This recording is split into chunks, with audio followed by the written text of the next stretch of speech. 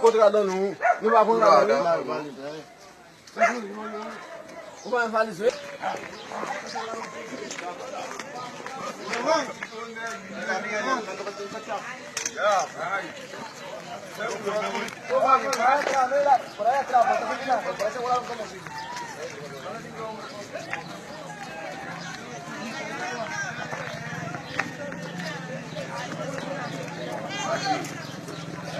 Okay.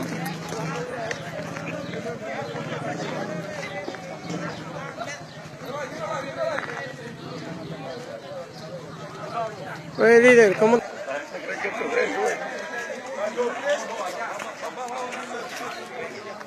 Camacho.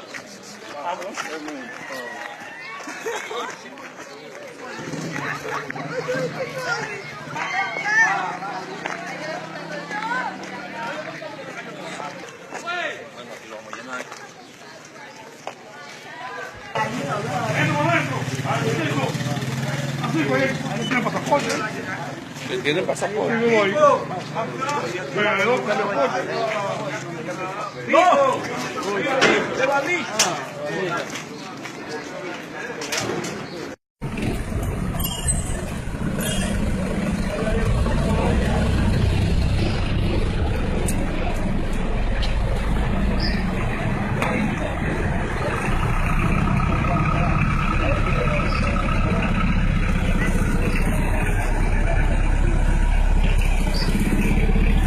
Todos los extranjeros que no porten un documento vigente para su permanencia. ¿Desde cuándo comienzan estos operativos ya, mayor?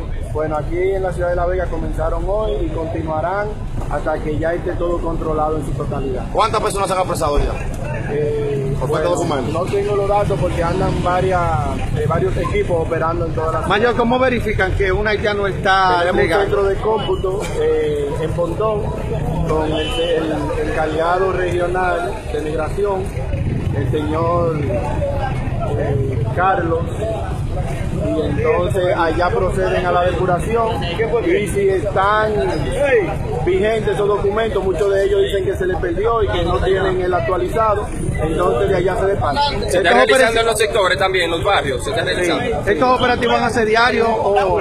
Bueno, serán diarios hasta que eso esté controlado. Pero deja que ella no.